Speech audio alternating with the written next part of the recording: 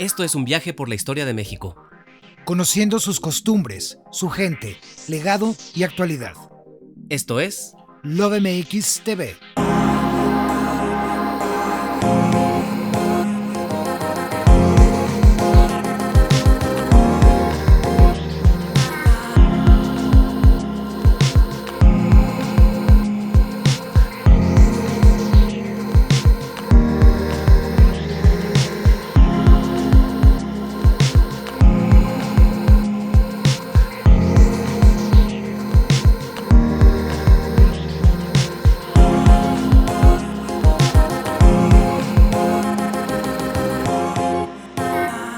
Hola amigos, soy Eddie. Y yo, Sabdi. Y juntos somos LoveMX TV. Y nuestro recorrido comienza aquí.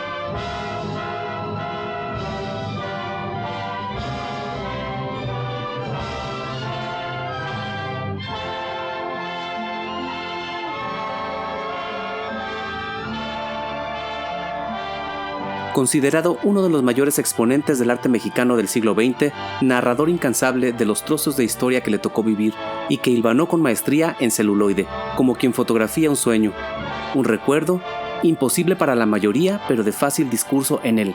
Artífice de la imagen de México que todos amamos, Emilio el Indio Fernández.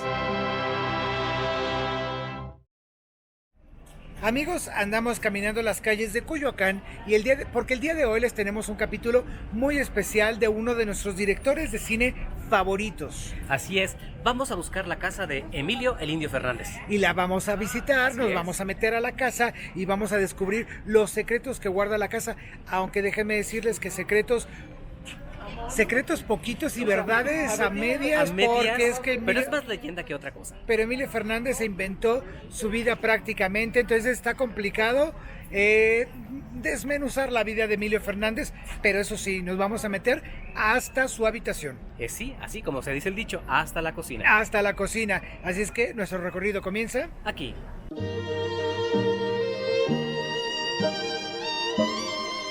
Llegamos a su fortaleza con la esperanza de poder conectar, aunque sea remotamente, con el mar de talento que aquí se juntó, porque advertidos estábamos que cuando se visita esta casa uno sale lleno de creatividad. Estábamos ansiosos por sentir lo que hemos amado por tanto tiempo, la imagen grabada en blanco y negro en nuestra retina que se transforma en color tan solo entrar aquí.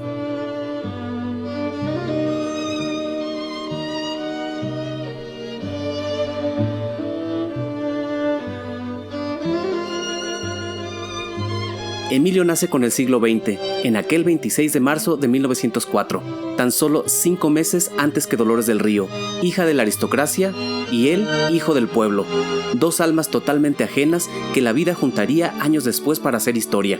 La revolución hace que la familia de Dolores huya de Durango, y la misma revolución hace que la familia del Indio se una en sus filas.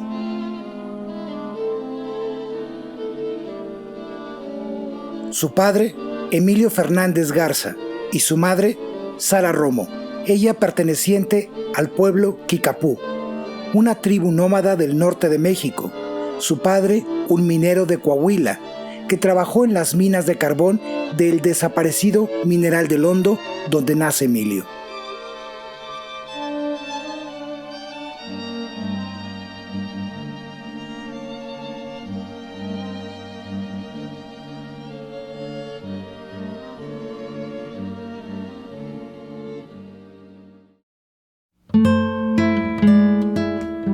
En 1946 comienza la construcción de la fortaleza, como se le conoce a su casa. Emilio hace equipo con el arquitecto Manuel Parra para crear esta magnífica edificación, como si de otra película se tratara, pero esta vez grabada en piedra volcánica. Su disposición caprichosa apela a la cama de lava donde se construyó, que le sirve de cimientos.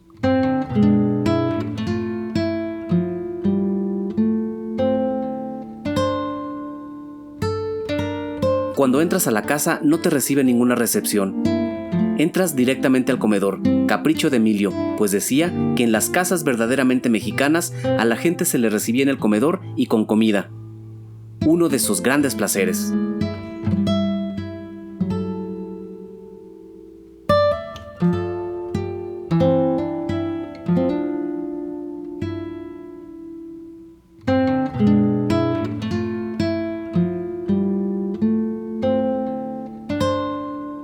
A un lado de la cocina, como en las grandes haciendas, deseaba que los comensales olieran los platillos antes de estar servidos. Incluso a las mujeres que preparaban la comida les ordenaba hacerlo descalzas, para que solo se escucharan los sonidos propios de la cocina, los sartenes de hierro fundido, el crepitar de los fogones, el raspar de la piedra de los molcajetes y metates y el hervor de las ollas de barro sazonando lento. Su hija Adela aprendió aquí a ser buena cocinera. Decía que la cocina la hacía mejor madre, mejor mujer y mejor amante, y que aprendió de la mejor cocinera que jamás pisó esta casa, Columba Domínguez, una de las madres de Adela. Columba vivió 7 años con Emilio, su relación más duradera. Incluso está retratada en este comedor en los murales de las aguadoras, los que adornan este ventanal, pintados por una alumna de Diego Rivera.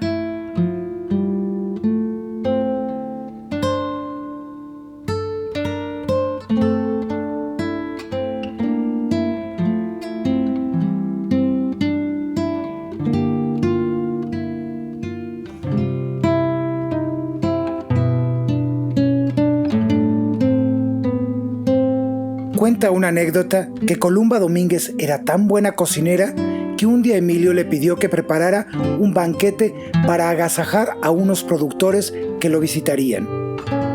Pero en la casa no había nada para cocinar, solo los preciados gallos de pelea del indio, que fueran un regalo de Fulgencio Batista, el presidente de Cuba en ese momento. Y Columba los cocinó tan bien que nadie supo que eran los gallos los que se habían comido. Cuando acabó la fiesta, Emilio, como era lógico, se enteró al buscar sus gallos. Aquello debió de haber sido todo, menos una explicación tranquila.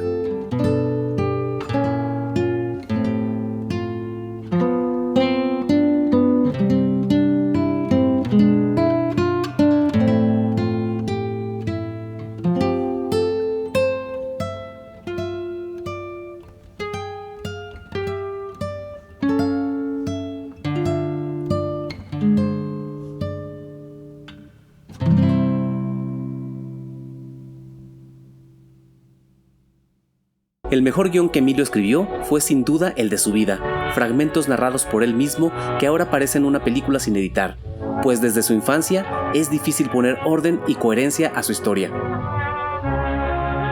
Contaba que su primera infancia transcurrió en la Revolución, al lado de sus padres, cuando ya su padre era militar en la lucha junto a Pancho Villa, que su infancia fue una de las más felices, pues sus juguetes eran un caballo y un rifle. La personalidad de militar intolerante de su padre lo hizo recio de carácter y la frialdad de su madre, lejos de distanciarlo de ella, le hizo amarla profundamente, a tal grado que aseguraba que su padre le tenía celos.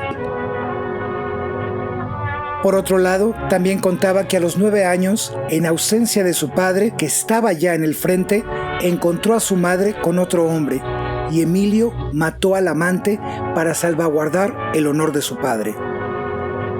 Aunque lo que no sabía el joven Emilio en ese entonces era que la tradición y reglas del pueblo de su madre, los Kicapús, era que las mujeres estaban obligadas a atender a los hombres que se quedaban en ausencia de los que se van.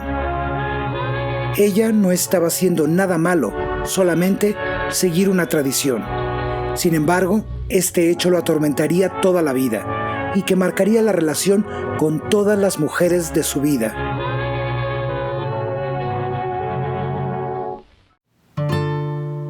Esta casa asemeja a un convento mezclado con una hacienda, pero a su vez una ciudad prehispánica. Y esto se ve claramente saliendo del comedor que da al jardín, con una vegetación exuberante sin orden aparente, pero que retrata perfectamente el esplendor natural de la zona y de México. Nos hace pensar que esta casa es una ruina excavada, que la vegetación caprichosa nació sin pretenderlo.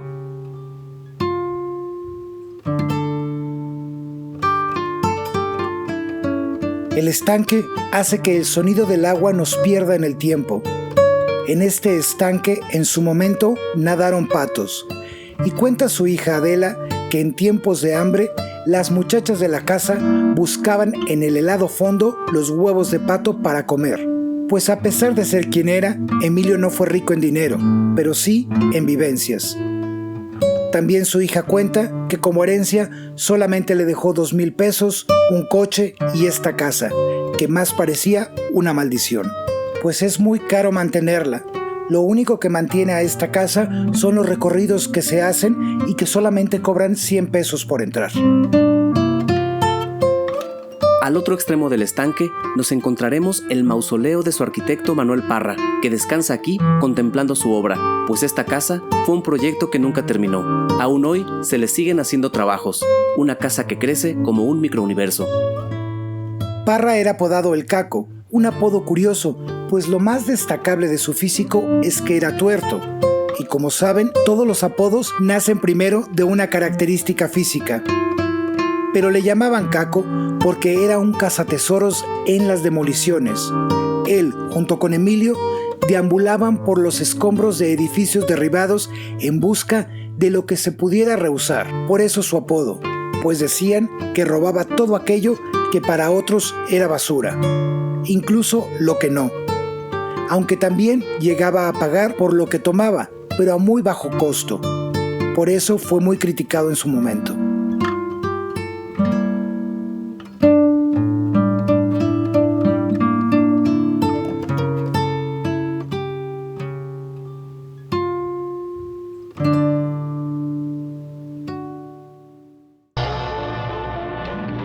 La vida en el frente para el joven Emilio le presentaba la oportunidad de llegar a tener el mismo grado militar que su padre, y así conquistar su orgullo.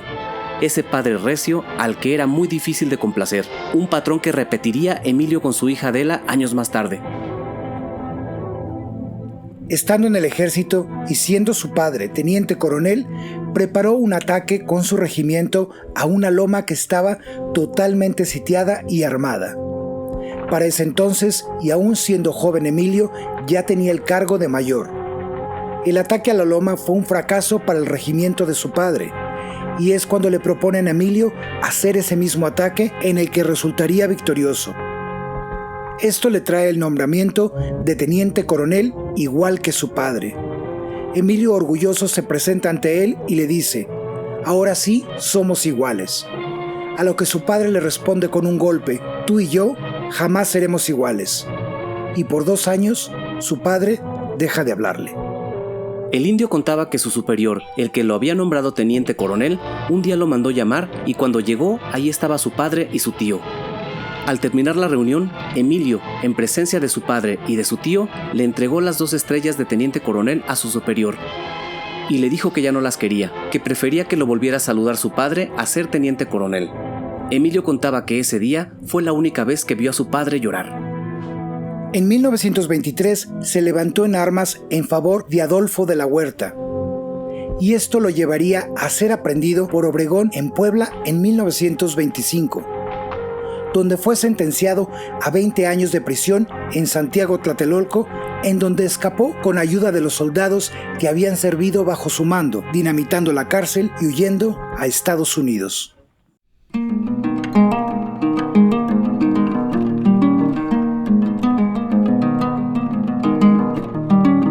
Esta casa fue concebida por el indio como un set de cine. Quería que a donde se pusiera la cámara existiera un buen encuadre, cosa que Manuel Parra logró materializar con su arquitectura, pues aquí se han filmado más de 140 películas nacionales e internacionales. Por estas mismas escaleras vemos bajando a Jorge Negrete y por esta, empotrada en la pared, a María. Por eso a esta escalera ahora se le nombra la Escalera de la Doña.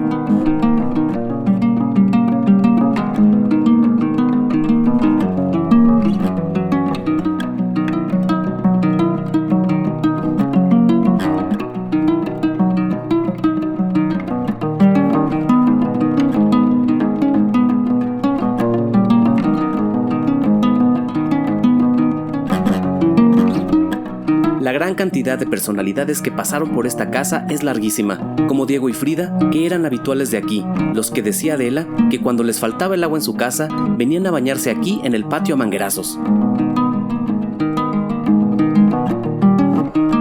En esta sala se celebró una de las visitas más míticas de su tiempo. Fue una fiesta para Marilyn Monroe, en la que fuera su última visita a México. Fue una fiesta privada solo con Emilio, Columba y Marilyn. Ese día se brindó con las bebidas favoritas del indio, mezcal y tequila. Bebieron tanto que Marilyn se quedaría a dormir en esta casa esa noche. Otro que acabaría totalmente borracho en la sala de esta casa fue el mismísimo Vittorio de Sica, el que sin saber beber tequila fue alumno del indio hasta que no pudo tomar ni una más.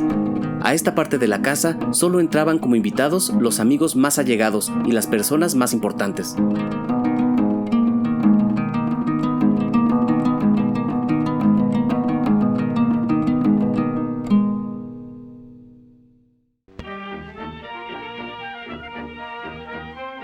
A mediados de los años 20 del siglo pasado, llega Emilio a Estados Unidos para encontrarse con una vida terrible, de trabajos extenuantes y de marginación. Cuenta que un día, estando en Chicago, Emilio salva a una chica que se estaba ahogando. Esta resultó ser una modelo y novia de Babyface, uno de los gángsters más cruentos de su época, y que en agradecimiento, le comenzó a llevar a reuniones donde Lampa se rodeaba de lujos, en donde se relacionó incluso con Al Capone. Emilio contaba que esta era una vida muy peligrosa y no quería acabar mal, pero que un día su suerte cambió. Cuenta que estando en una fiesta con estos maleantes en el Edgewater Beach Hotel, estaba bailando con esa modelo que había salvado a ritmo de la orquesta argentina Bianco Bachicha, cuando lo mandaron llamar de una mesa. Al acercarse, se percató de que era el mismísimo Rodolfo Valentino y Natasha Rambova. Valentino estaba admirado por su habilidad como bailarín y le juró que él se lo llevaría a Hollywood, que solo lo esperara a su regreso de Nueva York. Pero el 23 de agosto de 1926, estando en Nueva York, Valentino muere sin poder cumplir su promesa. Según Emilio, Valentino fue asesinado por cuestiones amorosas, cosa que nunca se sabrá.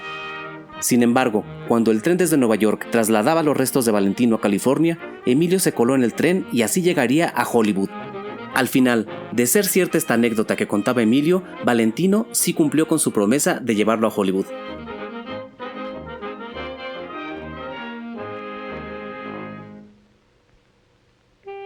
Estando ya aquí en Hollywood, se topa con muchos mexicanos que ya trabajaban en la industria, con los que pronto haría amistad.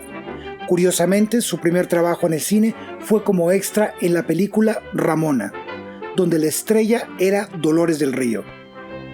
Aquí sus vidas se juntan por primera vez, aunque Dolores ya era una celebridad en Hollywood y él un perfecto desconocido. Dicen que aquí nació el gran amor de Emilio por Dolores.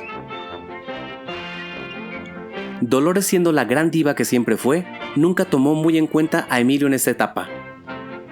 Pero Emilio se juró que algún día Dolores le pediría trabajar con él, cosa que se cumplió. aunque el plan que realmente Emilio tramaba durante su primera etapa en Estados Unidos era hacerse de armas para regresar a México y seguir en la lucha revolucionaria. Decía que ya tenía mucho armamento escondido, aunque también esto es dudoso, porque él mismo también contaba que no tenía dinero y que solo tenía un traje, un bañador y un smoking que rentaba para subsistir.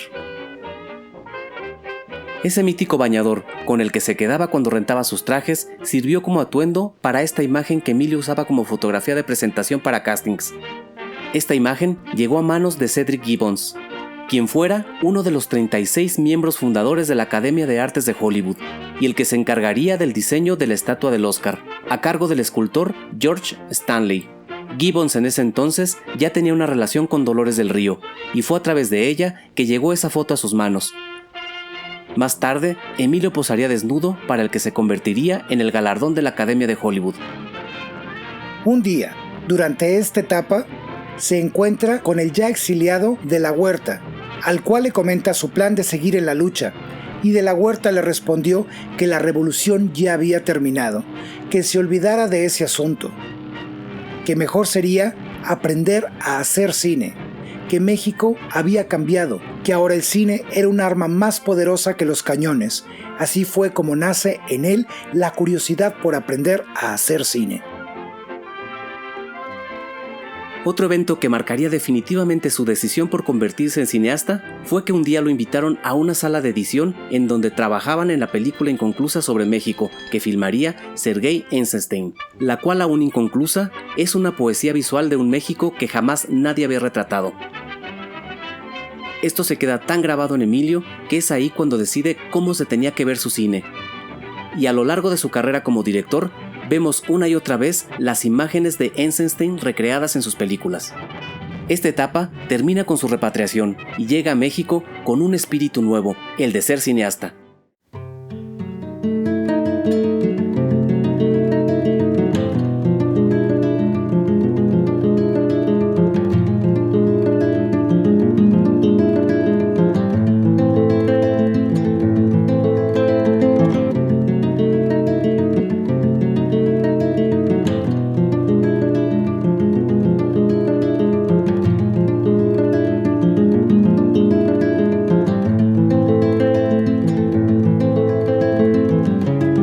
Esta casa cuenta con 13 chimeneas y tan solo 3 recámaras. Esta sala más privada está junto a la sala de música, una sala que fue construida con una acústica perfecta para este fin.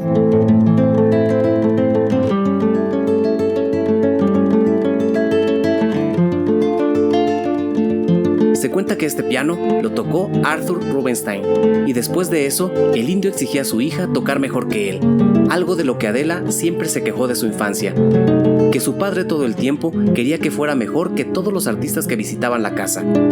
Mejor pintora que Diego, mejor pianista que Arthur Rubinstein, y más bella que Dolores y María juntas, a lo que Adela siempre respondía: ¿no te has visto, papá? ¿De dónde quieres que sea bonita?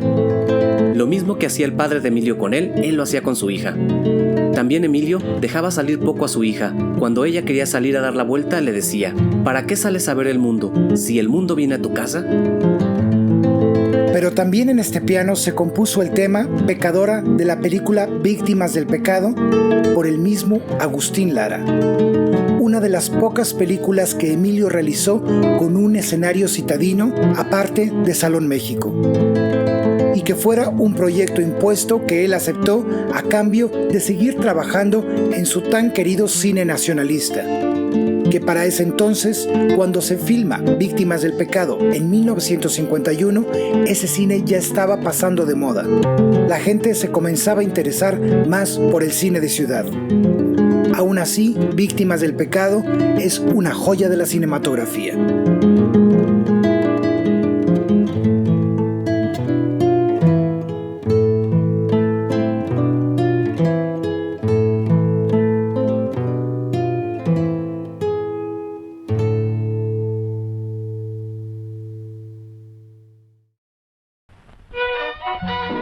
En 1936, Emilio consigue un papel en el naciente cine mexicano que ya buscaba un nacionalismo. es en la cinta allá en el Rancho Grande, en donde le pagaron 15 pesos por una de las cosas que mejor sabía hacer en ese entonces, que era bailar. Esta película, de hecho, marca el inicio del género de charros. Emilio se empezó a rodear de un creciente círculo de pensadores y artistas que buscaban lo mismo que él: la anhelada identidad mexicana, que tras la revolución estaba totalmente perdida. Así surgen artistas como Siqueiros, José Clemente Orozco, Revueltas, Juan Rulfo y Diego Rivera, todos amigos íntimos del Indio. Comienza a escribir argumentos en esta primera etapa, de los cuales muchos nunca llegaron a realizarse, a la par que trabajaba como actor. Pero en 1937, un golpe de suerte lo lleva a vender un argumento y a protagonizarlo. Esta cinta se llama Adiós Nicanor. Durante la década de los años 30 ya se estaba gestando lo que sería el cine de la época de oro, y sobre todo un cine en el que Emilio Fernández estaba muy interesado, el cine de charros y sobre todo revolucionario. El cine que rescataba el pueblo, pero un pueblo que resultó ser más un ideal poético que todos los artistas de su época buscaban. Por lo que nada de la obra artística nacionalista de esta época se debe de tomar como un documento histórico, pues es más un estudio antropológico que nos cuenta sobre la búsqueda incansable de una identidad mexicana que quedó muy maltrecha tras la revolución, pero que él, sin duda, mitificó en su cine. Aunque Emilio siempre afirmó que él solo tomaba trozos de la vida mexicana que él sintió y vivió, que finalmente resultaron en ser películas mexicanas. Su carácter explosivo lo llevó a tener otro altercado que lo hizo huir de México nuevamente, por dispararle a un técnico que le impidió usar el teléfono.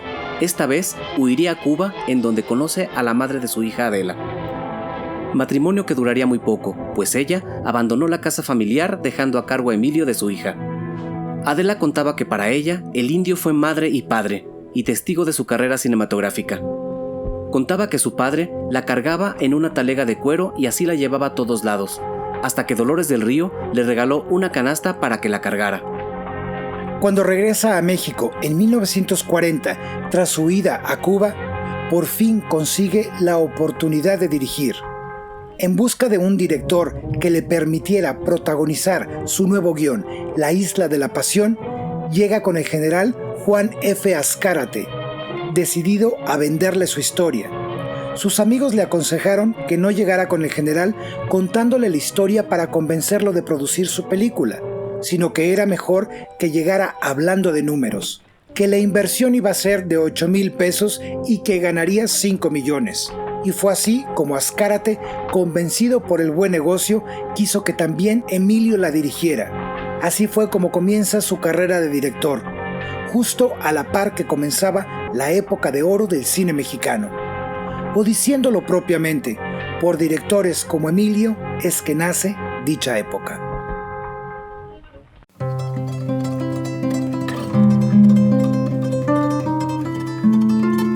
Sin duda el corazón de esta casa es su habitación. Aquí se construyeron muchas de sus historias. Se levantaba muy temprano, entre 4 y 5 de la mañana, y ya tenía a esa hora preparado el café. Se sentaba a escuchar las noticias, a darse un baño, que como decía su hija, nunca conoció a un hombre tan pulcro como él. Se bañaba en perfume y traía todo de pies a cabeza totalmente cuidado. En esta misma habitación, Gabriel Figueroa, el artífice de la imagen de sus películas, Mauricio Magdaleno y Emilio se sentaban a discutir sus historias, pero también Juan Rulfo y Diego Rivera aportaron sus ideas para generar el ideal mexicano a través de sus cintas. A esto se unirían también actores como Pedro Armendáriz, Dolores del Río y María Félix. Así se formó un círculo de pensadores que le dieron identidad a nuestro país. Sin ellos y de todo lo que se juntó en esta casa, no tendríamos la iconografía mexicana que tenemos hoy. O por lo menos sería diferente. Así es que cuando salgamos a la calle y miremos a nuestro alrededor, pensemos que todos esos símbolos mexicanos habrá que agradecérselos a estos artistas.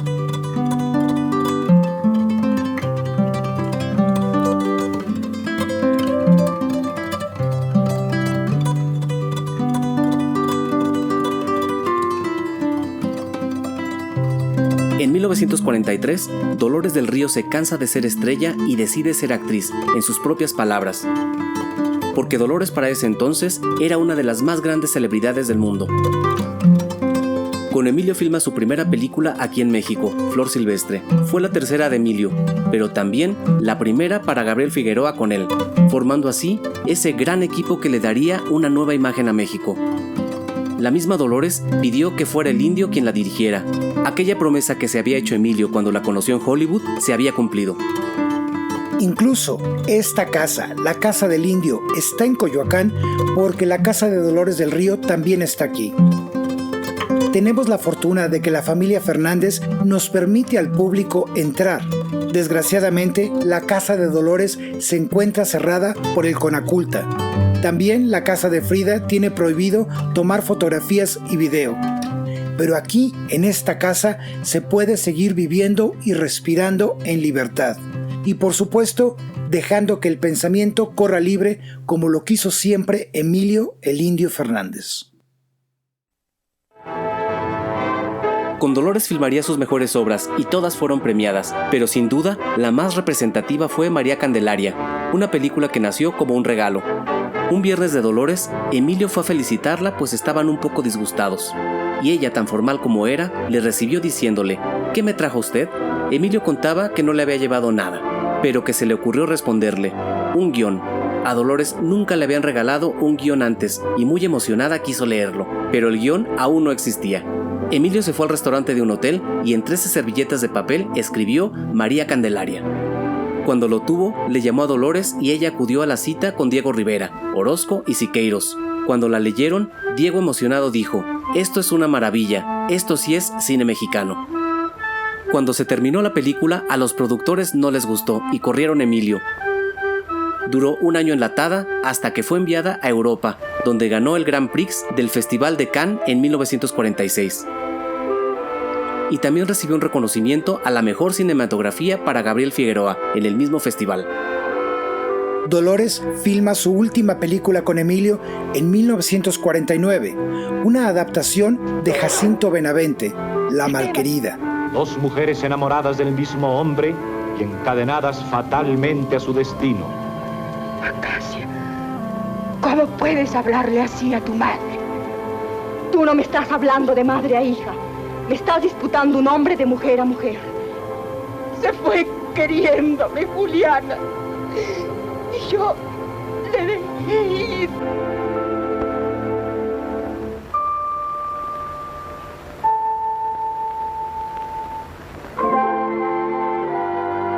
Que parece retratar la fantasía amorosa más profunda de Emilio, el amor por dos mujeres hermosas, el triángulo desgarrador que roza en el fetiche.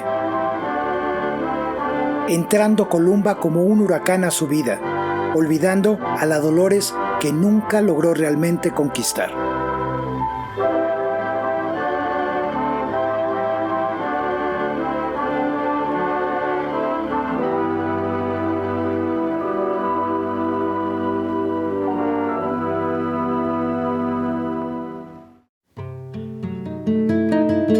Diego Rivera fue un gran amigo de Emilio y contribuyó también con su arte en esta casa. En la parte de atrás existe un mosaico hecho por él que está ahora cerrado al público, pero también se pueden encontrar estos autorretratos de Diego que él mismo diseñó a petición de Emilio. Y por supuesto, esta hermosa fuente también diseño de Diego.